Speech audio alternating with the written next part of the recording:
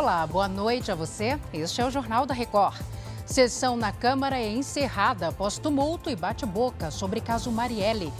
Para 79% da população, violência no país aumentou nos últimos 12 meses. O Jornal da Record já está no ar.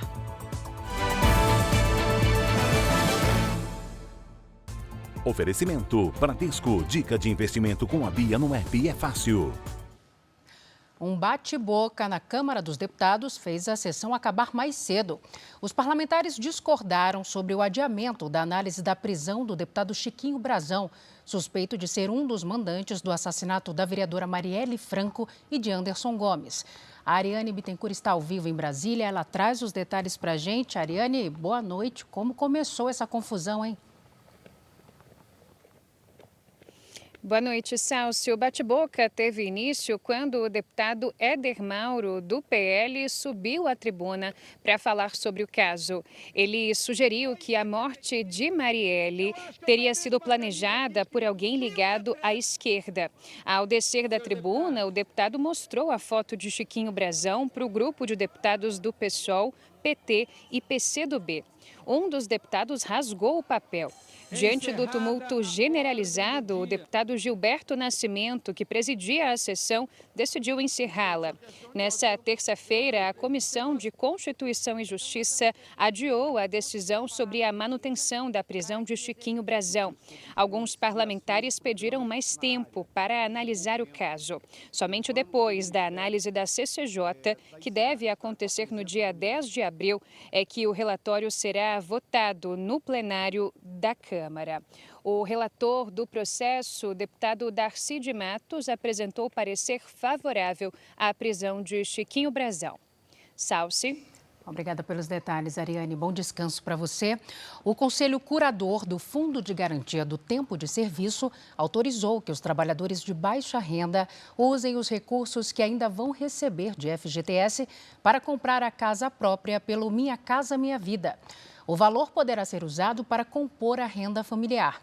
Por enquanto, vai valer somente para famílias que recebem menos de R$ 2.640 por mês.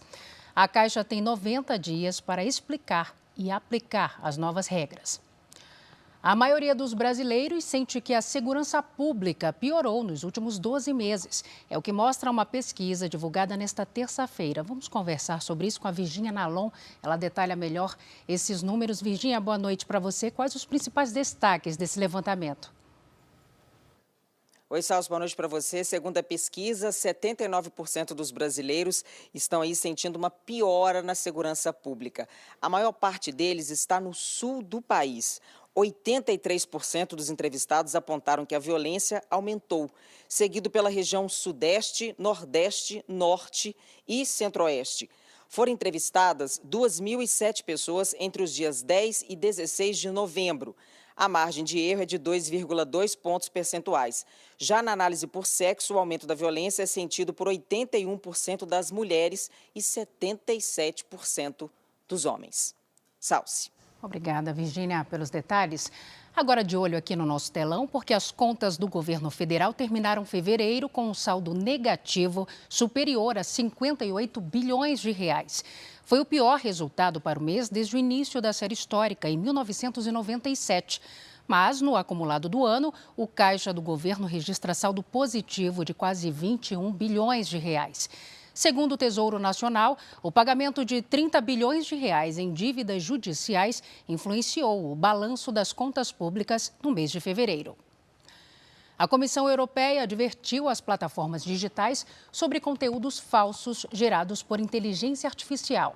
Uma nova lei na Europa prevê multas de até 10% do faturamento das empresas que não controlarem a disseminação dessas publicações. A correspondente Patrícia Nilsen traz as informações. A principal preocupação do órgão regulador europeu é com as eleições do Parlamento do Bloco em junho.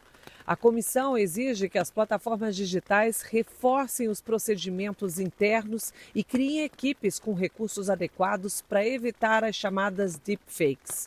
São montagens que conseguem, por exemplo, manipular o que foi dito por uma pessoa com alterações cada vez mais realistas.